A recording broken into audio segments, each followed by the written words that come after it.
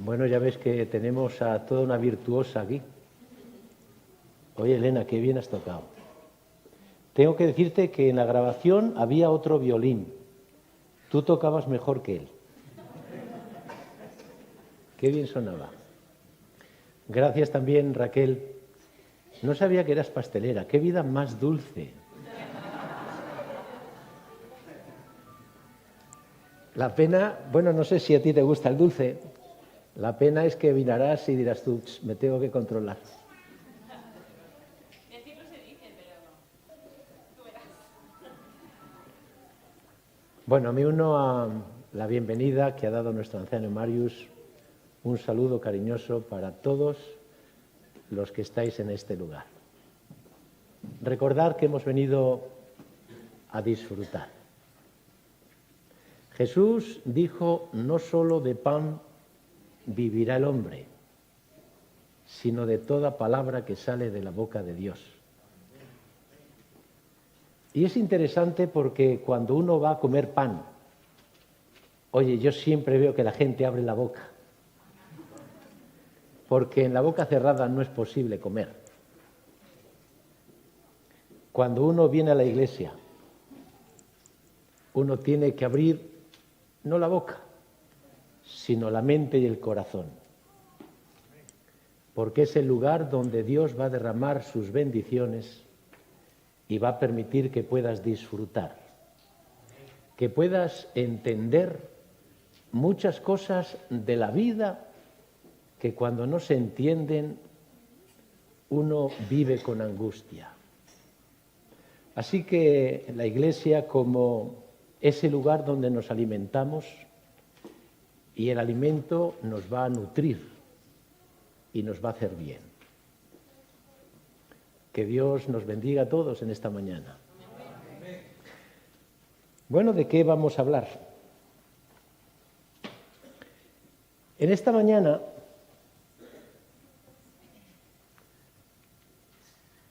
vamos a hablar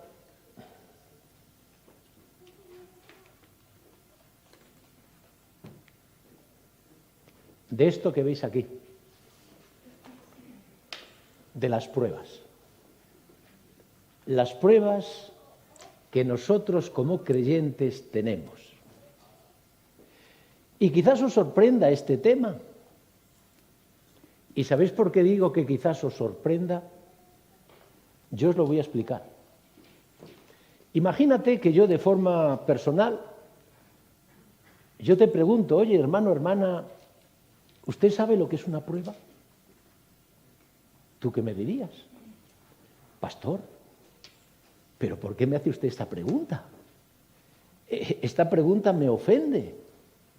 ¿Qué formación bíblica cree que tengo yo?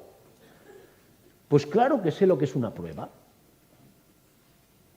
Y si yo te sigo preguntando y te digo, oye, ¿tú crees que las pruebas son necesarias? Y tú me vas a mirar así, pero pastor, ¿qué preguntas me hace usted? Claro que las pruebas son necesarias. Y si yo te sigo preguntando, ¿tú crees que las pruebas son para los creyentes o para los incrédulos? Y tú me vas a decir, pero pastor, usted está raro hoy. Las pruebas son para los creyentes. ¿Tú te das cuenta lo bien que todos sabemos el tema de las pruebas? ¿Lo que es una prueba? Y aquí viene la pregunta.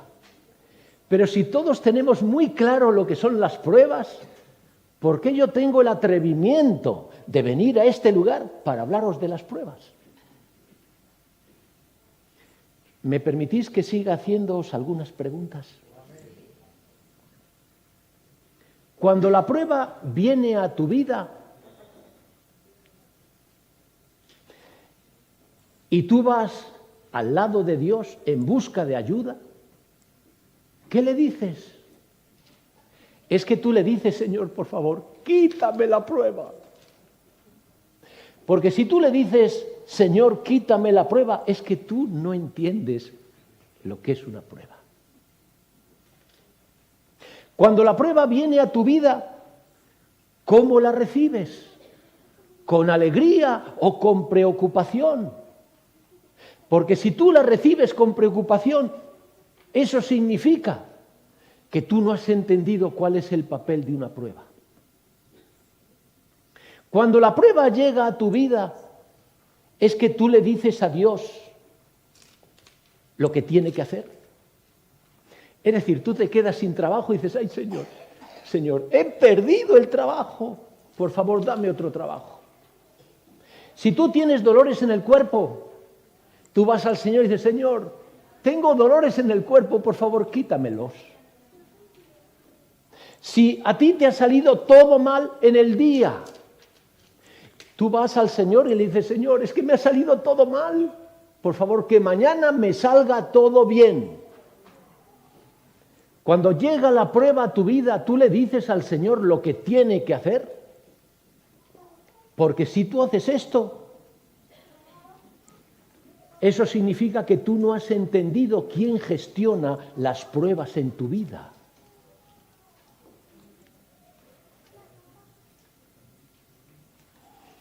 Y es curioso. Fijaos en esto. Si nosotros nos fijamos en las 3 primeras preguntas, tenemos la sensación de que tenemos muy claro lo que es una prueba. Pero si nosotros nos fijamos en las 3 últimas, ¿qué ocurre? Que empezamos a entender que en el fondo no entendemos muy bien cuál es el papel y la función de las pruebas en nuestra vida. ¿Y por qué ocurre esto? Yo te lo voy a decir. Porque ocurre siempre lo mismo. Cuando nosotros estamos en la iglesia es increíble la lucidez que tenemos todos.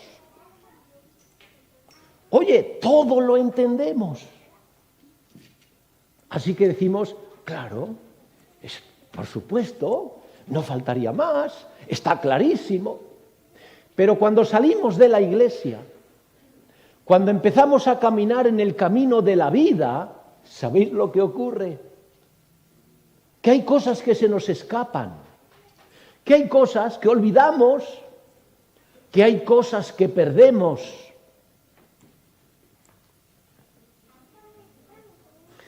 Por eso, ¿sabéis lo que vamos a hacer en esta mañana? Nosotros vamos a estudiar esto, las pruebas. ¿Y sabéis cómo lo vamos a hacer? Vamos a comenzar desde el principio y vamos a llegar hasta el final. ¿Y sabéis por qué lo vamos a hacer así? Para ver si intentamos descubrir qué es lo que se nos escapa, qué es lo que perdemos y qué es lo que se nos olvida mientras caminamos por el camino de la vida. ¿Estáis preparados? ¿Podemos empezar ya? Pues vamos allá. Lo primero que vamos a hacer es marcar el itinerario que vamos a tener en esta mañana. Vamos a hablar de 3 áreas diferentes. En la primera área vamos a hablar de los planteamientos. ¿Sabéis por qué vamos a hablar de los planteamientos? Porque los planteamientos nos permiten entender. Segunda área vamos a hablar de los problemas que nos vamos a encontrar con las pruebas. ¿Y sabéis por qué vamos a hablar de los problemas? Porque los problemas nos impiden ver. Y en tercer lugar, vamos a hablar del contenido de la reflexión. Y vamos a hablar del contenido porque lo que pretendemos es entender, saber cómo funcionan las pruebas. Así que yo creo que el tema promete ser interesante. Comenzamos con el primer punto, los planteamientos. ¿Sabéis cuántos planteamientos vamos a considerar? 3. Recordar, los planteamientos nos permiten entender. Si yo os pregunto, ¿qué tenemos aquí? Todos me diréis, pastor, tenemos una carta. Y si yo os pregunto, ¿qué carta es esa? pastor, el as de oros. ¿Tú sabes por qué me lo dices con tanta seguridad y con tanto acierto? Tenemos que decir, porque vemos. Y cuando uno ve, uno solo tiene dos opciones. Decir me gusta, no me gusta, lo quiero, no lo quiero, pero nada más. Ahora vamos a ver lo siguiente. Si yo os pregunto, ¿qué tenemos aquí? Me vais a decir, pastor, otra carta. Y si yo te pregunto, ¿qué carta es esa? Tú me vas a decir, pastor, no lo sé. ¿Por qué me dices que no lo sabes? Es muy fácil, porque no vemos.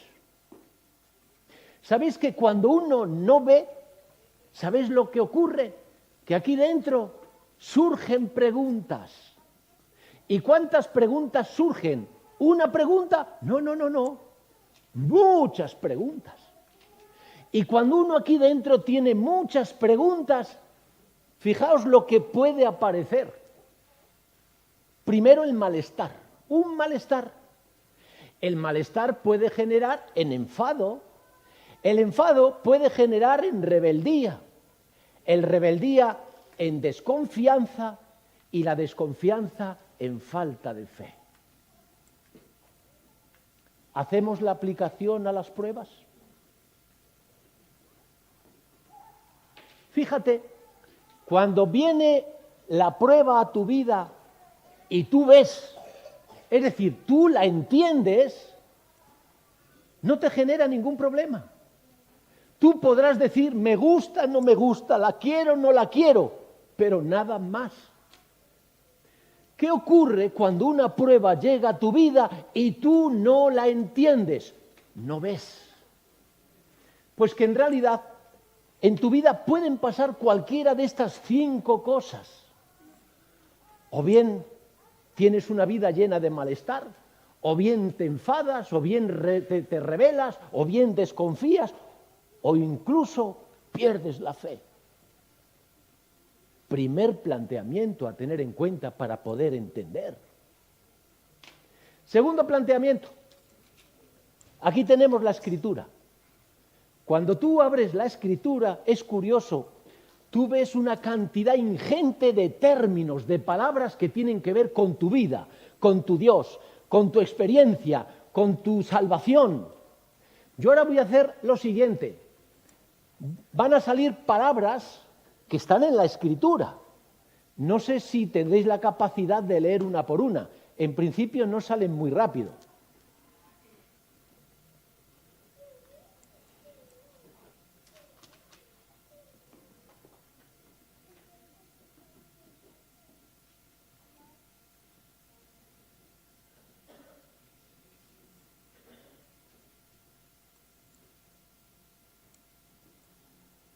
¿Cuántas palabras?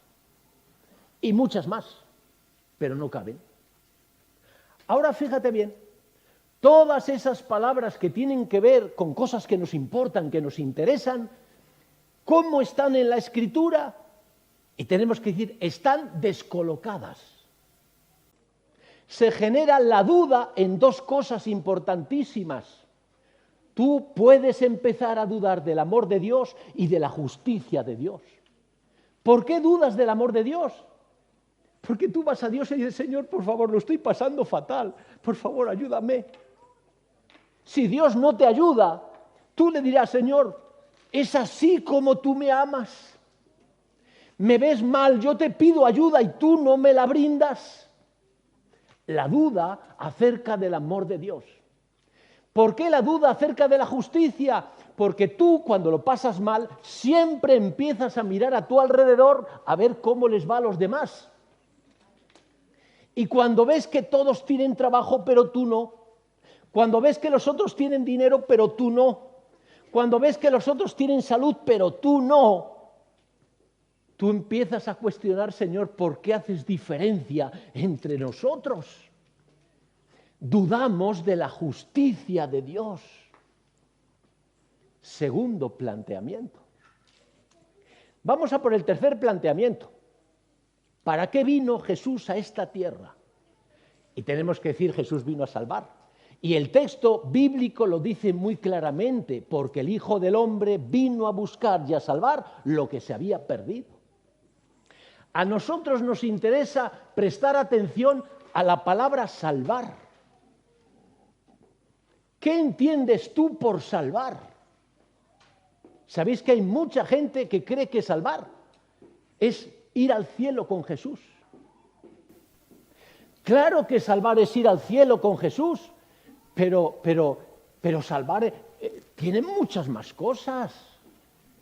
Por ejemplo, para que Jesús nos pueda llevar al cielo, antes nos tiene que transformar. ¿Recordáis el texto bíblico que dice, porque es necesario que esto mortal se vista de inmortalidad y esto corrupto se vista de incorrupción? Así que sin transformación nadie va al cielo. Pero para que tú puedas ser transformado, se necesita hacer otra cosa. ¿Y cuál es esa cosa? Jesús o Dios tiene que prepararte. Más que la palabra prepararnos, a mí me gusta mucho más la palabra tiene que educarnos. Porque si tú no te educas, Jesús no te puede transformar, y si no te transforma, tú no puedes ir al cielo. Así que la salvación son esas tres cosas. Cuando nosotros vamos al apóstol Pablo, que habla de la salvación, él utiliza términos diferentes a esos que tenéis aquí. Por ejemplo, llevarnos al cielo, Pablo lo llama justificación. La transformación, Pablo la llama la glorificación. Y la preparación o la educación, Pablo la llama la santificación. Fijaos qué interesante. Cuando nosotros nos fijamos en la justificación, y yo pregunto, ¿quién nos justifica? Tenemos que decir Jesús y solo Jesús. Tú a ti mismo no te puedes justificar. Tú no puedes ayudarle a Jesús a que te justifique. Jesús y solo Jesús es el que te justifica. Si nos fijamos en la glorificación, ¿quién te glorifica? Tenemos que decir Jesús y solo Jesús. Tú no te puedes glorificar a ti mismo, ni puedes ayudarle a Jesús a que te glorifique. Jesús es el único que lo hace. Pero ahora vamos a ver en la preparación o la educación o la santificación cómo funciona. ¿Sabes que en esa otra parte interviene Jesús e intervienes tú? ¿Cómo interviene Jesús? Dios te va a dar dos cosas. La primera cosa que te da es la ley. Por eso la ley es el pedagogo que te enseña lo que está bien y lo que está mal. Por eso la ley es el pedagogo que te enseña el camino hacia aquel que tiene la solución para tu salvación, que es Jesús. Pero ¿sabes que para santificarte, para educarte o prepararte, Dios utiliza otra cosa además de la ley? ¿Cuál es esa cosa? Las pruebas. ¿Tú sabías que la ley sin las pruebas no funciona? La ley necesita las pruebas para hacer su labor. Si no hay pruebas, la ley está inactiva. Fíjate bien, si yo te pregunto cuán importante es la ley de Dios, y nosotros decimos, es importantísimo porque son nuestros ojos. En un mundo de oscuridad, ¿cómo sabemos lo que está bien y está mal? La ley.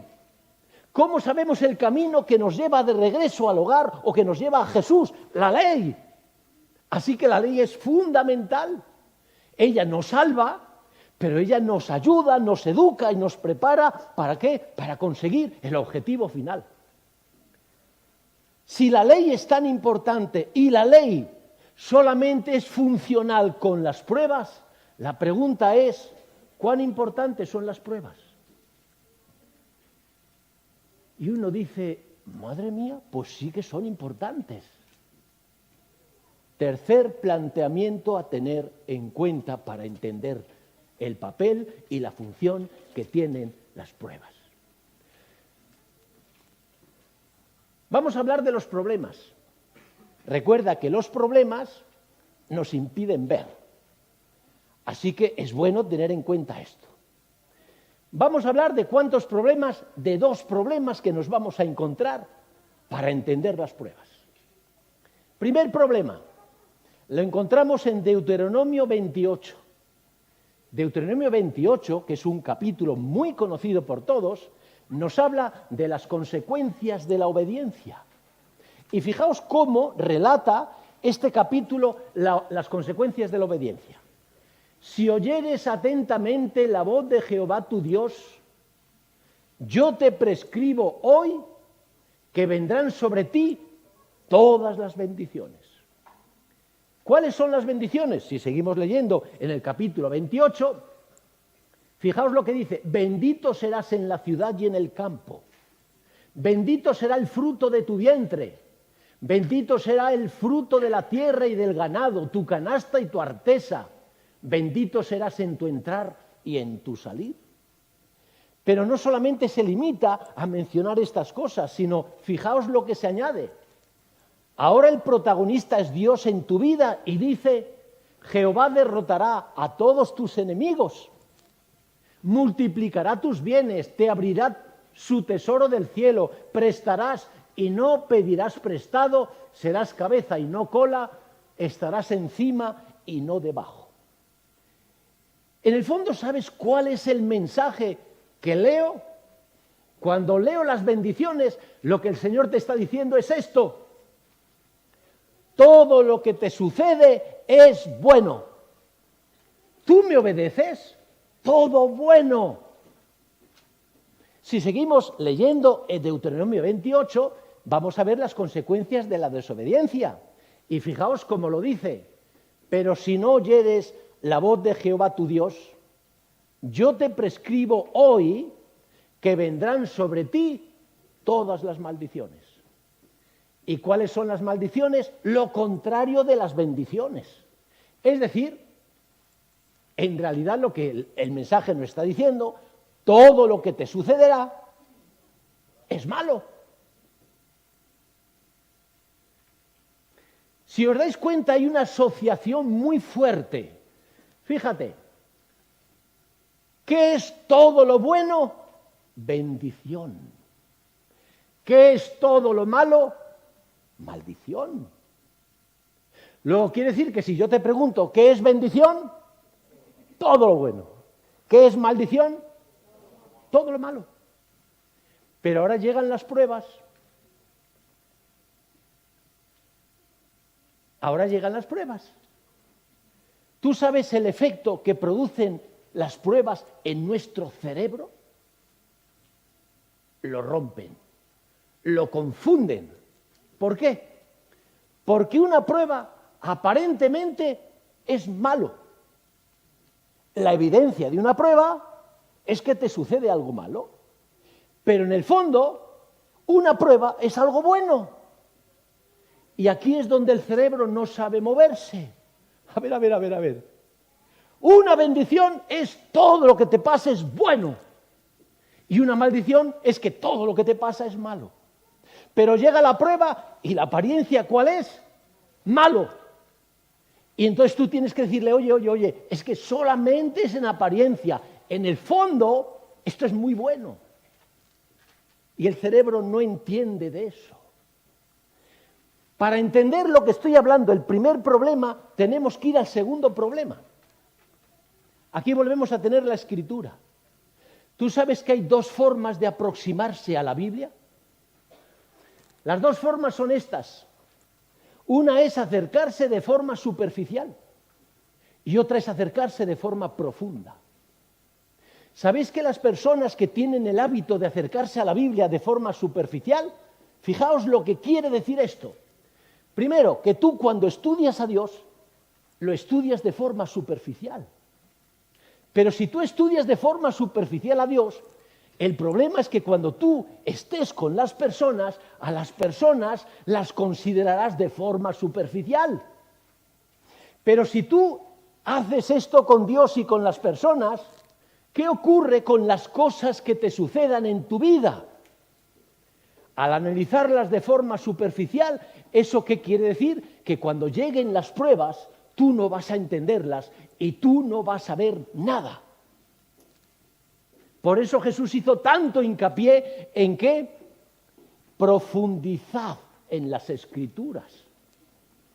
Porque cuando uno profundiza, coge el hábito de profundizar, empieza a analizar a Dios de forma profunda, no superficial, aparente. Pero luego, cuando tú estudias a Dios de esa forma, te educas para analizar a las personas no en su apariencia, sino en su necesidad profunda. Pero es que eso tiene otro beneficio, y es que cuando vengan las pruebas de parte de Dios, tú no te quedarás con lo aparente, sino que tú irás mucho más allá. Porque si lo haces de forma superficial, tú aquí en la iglesia puedes decir, pastor, yo entiendo las pruebas, pero yo te aseguro que fuera en la vida tú no las entiendes para nada. Y sufrirás. Y le pedirás a Dios, quítame la prueba. Vamos a seguir avanzando. Y ahora vamos a entrar en el contenido. Primer contenido, son 3 lo que vamos a ver. ¿Cómo afrontamos las pruebas? Segundo contenido, ¿cómo nos ayudan las pruebas en nuestra vida? Y tercero, ¿quién gestiona las pruebas? Veréis qué interesante. Comencemos con la primera pregunta. ¿Cómo afrontamos las pruebas? ¿Con alegría o con preocupación? Es decir, si a ti te despiden de tu trabajo, ¿eso te genera alegría o preocupación? Si tú tienes un dolor, ¿eso te hace estar contento o preocupado? Si te sale todo mal en el día, ¿eso te da alegría o preocupación? Y tenemos que ser sinceros, y al responder a esta pregunta tenemos que decir, las pruebas nos dan preocupación. Ahora fijaos, cuando nosotros vamos a la Escritura, fijaos lo que leemos. Hermanos míos, tened por sumo gozo cuando os encontréis en diversas pruebas. La pregunta es, ¿cómo? ¿Cómo es esto posible? Que la Escritura me dijese, intentad sobrellevar las pruebas lo mejor que podáis. Ahí diríamos nosotros, oye, pues sí. Pero es que la Escritura no solamente me dice que cuando tengas una prueba tienes que ponerte contento. No, te dice que tu alegría tiene que ser al máximo. Y uno dice, Señor, aquí hay algo que no entiendo, me he perdido. Porque o tú me estás hablando de un mundo diferente, o lo que estás diciendo aquí, eso no se cumple jamás. Bueno, por eso tenemos que entender, porque si tú no entiendes, tú dirás, ¿cómo puede ser que Dios me diga esto? Quizás sea un texto bonito, pero nunca para llevarlo a la práctica. Así que vamos a ver cómo es esto posible. Pero antes, vamos a fijarnos en quién escribió eso. ¿Alguien recuerda, y vale equivocarse, ¿alguien recuerda quién escribió este texto? Bueno, es de la familia. En realidad el que lo escribió fue Santiago. ¿Quién era Santiago? Santiago fue el hermano de Jesús. ¿Sabes cómo pasó a la historia? Con el nombre de el Justo. ¿Y por qué se le llamó el Justo? Porque ese hombre fue sumiso, obediente y bueno. ¿Sabes cuál es lo más llamativo? Que ese hombre antes no era así. ¿Sabes cómo fue Santiago? Rebelde, criticón y malo. ¿Sabéis que Santiago fue el que más criticó a Jesús? El que más oposición le hizo en su casa. Por eso Santiago, cuando se pone a escribir su epístola universal para todo el mundo, que se entere todo el mundo, él va a hablar de la lengua. Y él va a llegar a una conclusión tremenda. Aquel varón que sea capaz de controlar la lengua es varón perfecto. Porque ese fue su defecto. Tenía la lengua tan ligera que le puso verde tantas veces a Jesús, que luego cuando cambió, dijo, ay Señor, pero ¿cómo es posible que yo no me haya dado cuenta? Y escribe su epístola diciendo, por favor, hermanos, cuidado con la lengua. ¿Cómo es que Santiago fue capaz de hacer un cambio tan drástico? Es muy fácil. El cambio lo produjeron las pruebas. Por eso Santiago llegó a escribir lo que escribió. Hermanos míos, tened por sumo gozo cuando os halléis en diversas pruebas. Bueno, vamos a ver ahora el cómo es posible esto. Tened por sumo gozo. No dice sobrellevad, aguantad, resistid. No, poneros felices y contentos, pero totalmente. Vamos a ver. Cuando uno recibe una prueba con preocupación, ¿sabéis? Junto con la preocupación lo que viene se llama tristeza. ¿Y sabes la peculiaridad que tiene la tristeza en el ser humano? Que no nos deja ver lo que tenemos que ver. Solamente nos deja ver, ¿sabéis qué? El problema de las cosas que tenemos. Cuando uno está triste, si viene a la iglesia y hay mucha gente, madre mía, cuánta gente, aquí no se puede estar tranquilo. Si hay poca gente, madre mía, no viene nadie. Ahora, extenderlo a todo, siempre lo mismo, siempre no sé qué. La queja no nos deja ver lo que tenemos que ver, solo nos permite ver el problema. Ahora vamos a ver cuando uno recibe la prueba con alegría. ¿Qué es lo que ocurre? Que la alegría te abre los ojos y eso quiere decir que te permite ver. Te permite ver lo que tienes que ver. Y en una prueba, ¿qué tienes que ver? No lo que parece ser, sino el propósito que va a conseguir. ¿Tú te das cuenta de esto? Porque en realidad aquí lo que se nos está hablando es la importancia que tiene la actitud frente a las pruebas. Cuando un creyente tiene una actitud positiva, uno es capaz de entender, uno es capaz de enfrentar y uno es capaz de vencer. Pero cuando uno tiene una actitud negativa, uno es un derrotista. No puedo, no me apetece, no me gusta, esto es imposible, esto es insalvable, ¿cómo puede ser?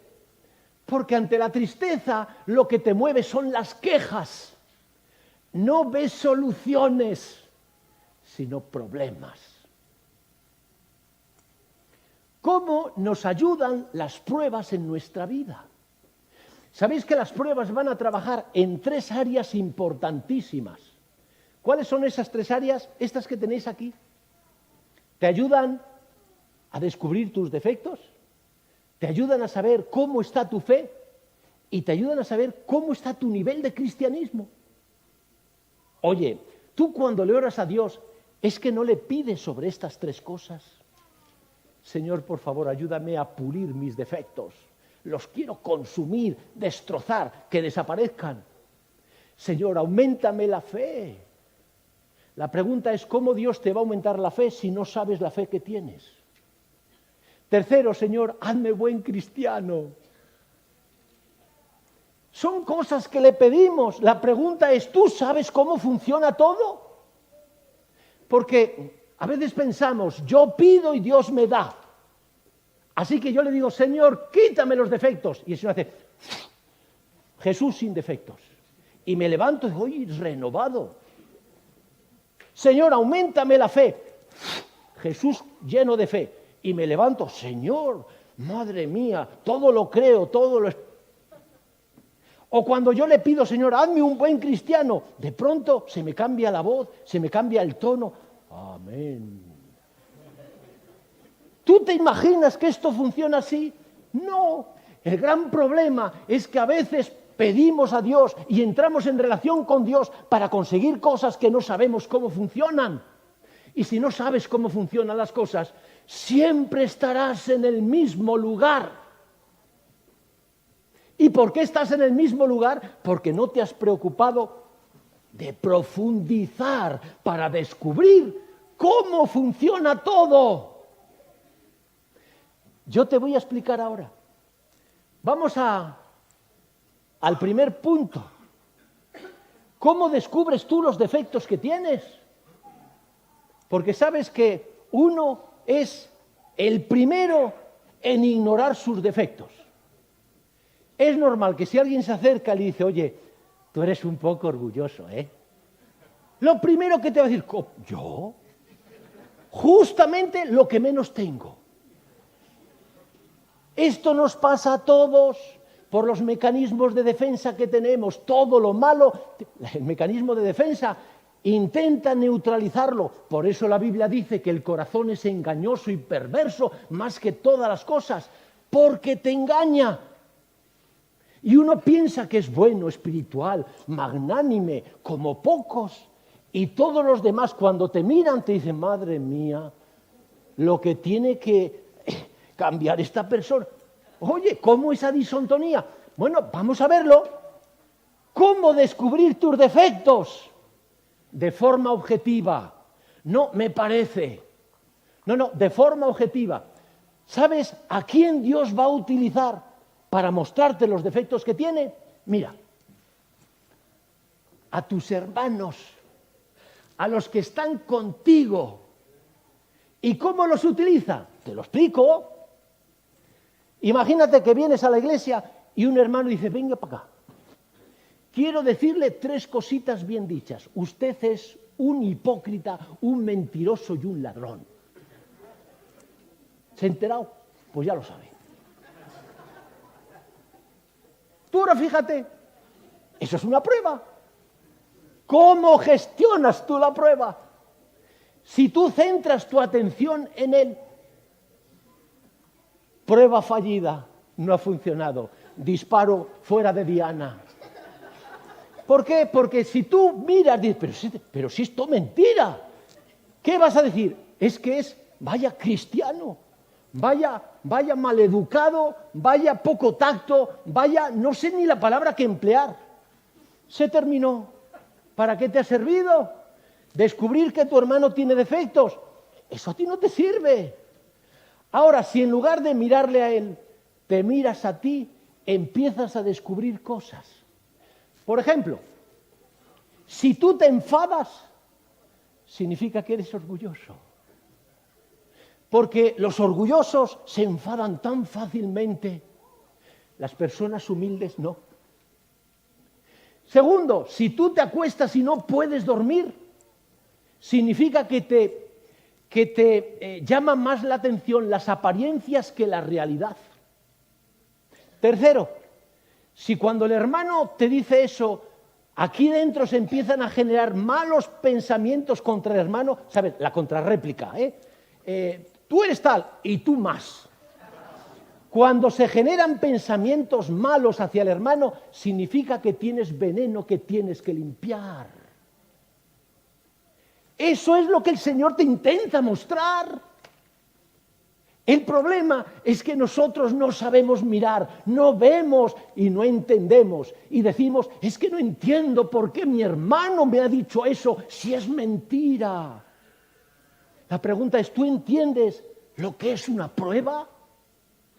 Porque la prueba te va a intentar enseñar cuáles son tus defectos con los que tienes que trabajar.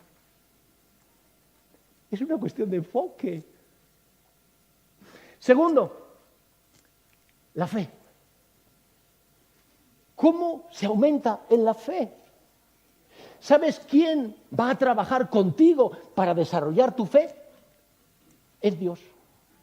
¿Y sabes cuál va a ser el móvil que va a utilizar Dios para que tu fe aumente? Cuando tú le pidas algo importante para ti, en lugar de decir toma, te dice espera. Si cuando tú le pides a Dios, Señor, dame o quita, y Dios lo hace, tu fe se queda como está. Nunca crece. Ahora, si tú eres capaz de decir, Señor, me encuentro mal, pero si es una prueba, dame fuerzas para resistir. Cada día que pase tu fe aumenta, aumenta, aumenta y aumenta. Así funciona. Tercero, cuando tú le pides, Señor, quiero ser un buen cristiano, ¿cómo se consigue eso? Aprendiéndose los versículos de memoria. Eso te puede ayudar, pero no te hace buen cristiano. ¿Sabes dónde está el pie, no sé cómo llamarle, el aguijón, la punta de lanza, el tendón de Aquiles? ¿Me entendéis? ¿Sabes dónde está, dónde se pone en evidencia el nivel de cristianismo que tú tienes? Fíjate, Dios utiliza a tus enemigos. ¿Sabes que el nivel de cristianismo que tú tienes se mide por lo que piensas, sientes y tratas con tus enemigos? Porque todos lo sabemos. Oye, amar al que te ama no tiene mérito. Ayudar al que te ayuda no tiene mérito. Sonreír al que te sonríe no tiene mérito. Abrazar al que te abraza no tiene mérito. ¿Qué ocurre cuando alguien te critica y tú te acercas y me voy por un camino? Y tú dices, Señor, no le deseo ningún mal, pero yo no quiero verle. ¿Sabes lo que Dios te está mostrando? ¿Dónde está tu nivel de cristianismo? Porque la piedra de toque de tu cristianismo es tu trato con aquel que te trata mal. Y si tú eres capaz de abrazar a tu enemigo, lo que Dios te está mostrando es que tienes un nivel de cristianismo elevadísimo, porque ya no hay más que superar. Si tú eres capaz de abrazar al que te critica y de apoyar y de ayudarle al que te la mete si puede, significa, amigo mío, qué nivel más bueno. ¿Tú te das cuenta cómo funciona esto? Seguimos adelante. ¿Quién gestiona tus pruebas? Y escogemos este texto que conocemos todos muy bien de Romanos 8:28. Los que aman a Dios, todas las cosas les ayudan a bien. Todas las cosas les... ¿Sabes que este texto pretende decirnos tres cosas? Mira, las tres cosas es que Dios conoce, Dios gestiona y Dios controla. Voy a explicar brevemente esto. ¿Qué significa que Dios conoce? Que Dios sabe absolutamente todo lo que te pasa, todo lo que sientes. Tú no tienes que explicarle a Dios, Señor, me encuentro mal. Sí lo sabe. Fijaos lo que llegó a decir Jesús. Ni un pelo de vuestra cabeza se cae sin que vuestro Padre Celestial lo note. ¡Wow! ¡Qué conocimiento Dios tiene de ti! Tú nunca sorprenderás a Dios, ni cuando haces cosas buenas, ni cuando haces cosas malas, porque Él lo sabe siempre desde el principio, supo lo que ibas a hacer o no hacer.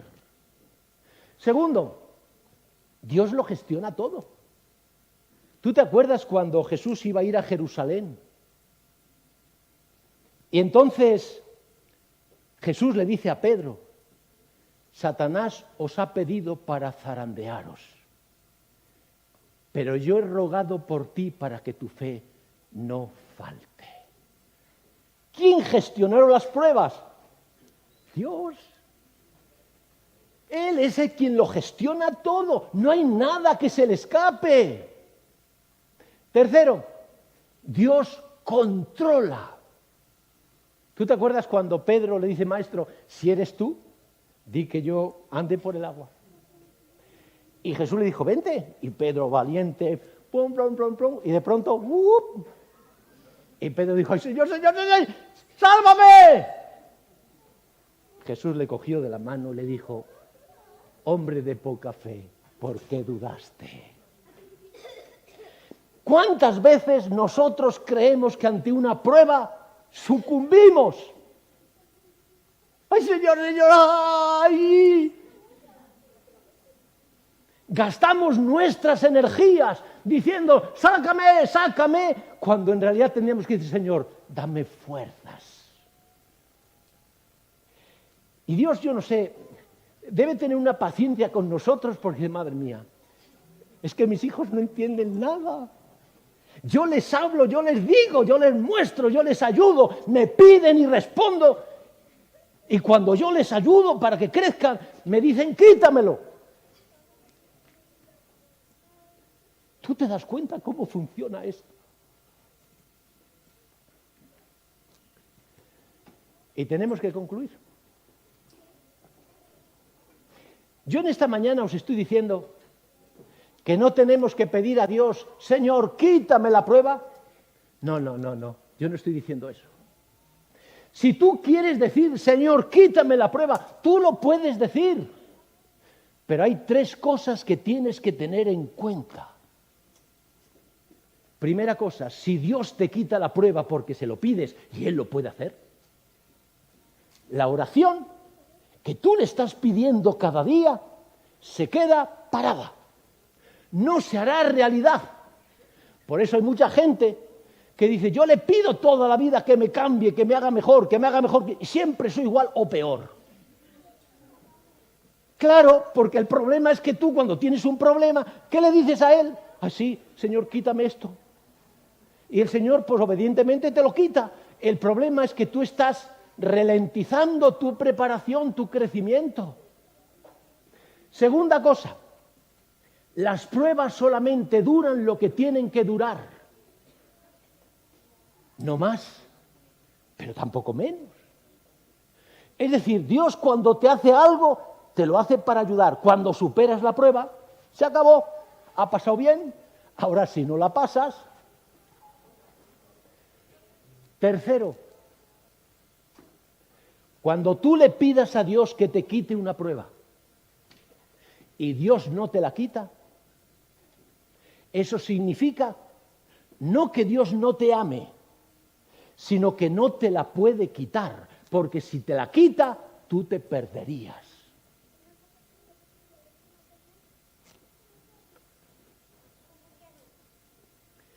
Volvemos a las palabritas de cómo es esto posible. ¿Quién dijo, hermanos míos, tened por sumo gozo cuando os halléis en diversas pruebas? Y nosotros en un principio hemos dicho Santiago, pero en el fondo es Dios. No solo de pan vivirá el hombre, sino de toda palabra que sale de la boca de Dios. Luego, cuando tú lees, Dios te está hablando y Dios te dice, ten por gozo, toma una actitud positiva cuando yo te dé pruebas. Ahora, ¿fácil o difícil? Hermanos, tenemos que aceptar. Las pruebas son difíciles de ver, difíciles de entender y difíciles de sobrellevar. Por eso el Señor no se limita en decirnos, alegraos cuando os lleguen las pruebas. No, el Señor dice otra cosa. Un poquito más adelante, esto es en el versículo 2, pero un poquito más adelante. Y si alguno tiene falta de sabiduría, versículo 5. Pídale a Dios el cual da abundantemente y sin reproche y le será dado. ¿Sabes lo que quiere decir esto? Que el ser humano tenemos un problema. Cuando viene la prueba, normalmente utilizamos el conocimiento humano para entender la prueba. Y Dios dice, nunca llegarás a nada, porque las cosas que vienen de Dios necesitan no el conocimiento humano. Por eso Dios dice, necesitas la sabiduría, que es el conocimiento del cielo. Pero fíjate qué bonito. Si tú quieres ver, pídeme y yo te doy en abundancia y sin reproche. Queridos amigos, ¿cuánto tenemos que aprender? Y lo bonito de la Iglesia es que la Iglesia es esa escuela que nos prepara para llegar al cielo. Por eso cuando estamos aquí tenemos que abrir nuestra mente y nuestro corazón.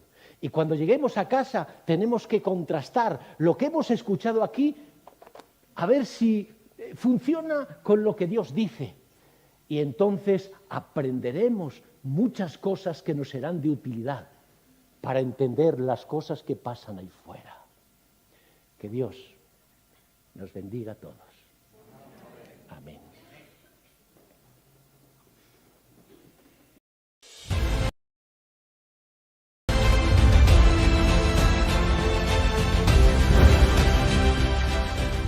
De una visión a la página impresa.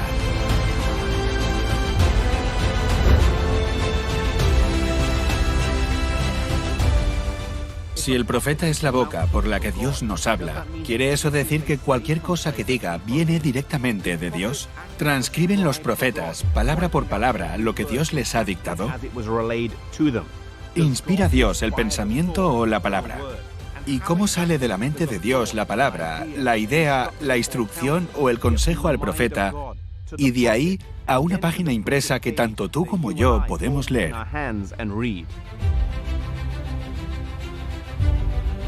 Ellen White tuvo un ministerio público por espacio de 70 años, durante los cuales tuvo unas 2000 visiones y sueños. Los primeros 40 años, la mayor parte de ellos los recibió estando en público. Se manifestaban señales externas, por ejemplo, dejaba de respirar o tenía una gran fuerza. Durante los últimos 30 años, generalmente, las recibió durante la noche, en forma de sueños. Pero, ¿cómo llegaron a publicarse?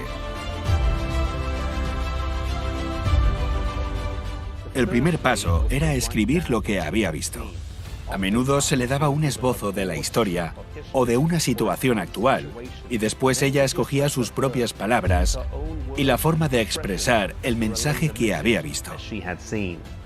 Ellen White decía respecto a esto: aunque yo dependo del Espíritu del Señor cuando escribo mis visiones, las palabras que empleo para describir lo que he visto son mías, a no ser que las haya dicho un ángel. En ese caso, las pongo entre comillas.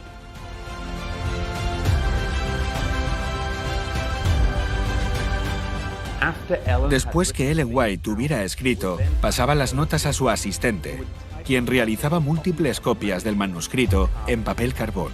En esta fase, se ajustaba la gramática y la ortografía para mejorar el lenguaje, sin cambiar el significado del texto.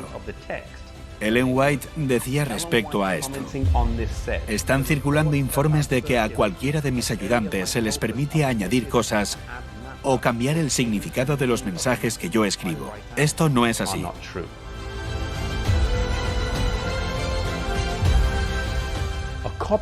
Después de las correcciones se le daba una copia a Ellen White y ella la revisaba para comprobar que todo estaba correcto.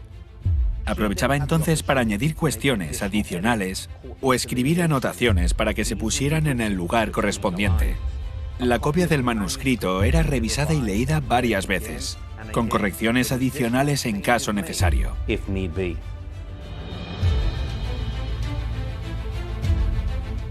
En otras ocasiones, Ellen White u otros líderes de la Iglesia sentían la necesidad de hacer un libro, un artículo o una publicación sobre un tema.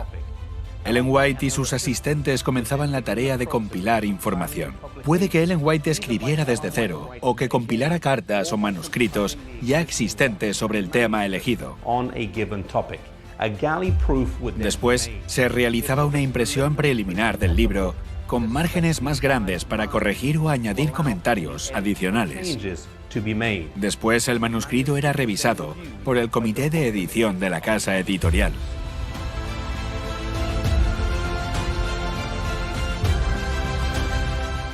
Con la comprobación del manuscrito, el paso final era la impresión definitiva del libro. Las planchas se preparaban y comenzaba la impresión. No salía nada sin una revisión meticulosa. El manuscrito había sido minuciosamente revisado para asegurarse de que el mensaje que se quería dar era exactamente el que aparecía en la publicación.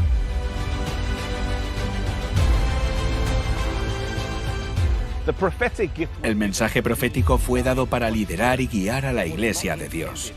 A pesar de que el consejo a veces era duro, la intención no era atacar a las personas. Hay dos constantes en los escritos de Ellen White: la Biblia y Jesús. Ella siempre se aseguró de exaltar ambos. Escribió: Deseo que leas la Biblia y veas los encantos inigualables de Cristo. Quiero que te enamores del hombre del Calvario. Tenemos la palabra profética más segura. Que esta sea una luz brillando en un lugar oscuro, guiándonos de nuevo a la palabra de Dios y mostrándonos el amor de Jesús por nosotros.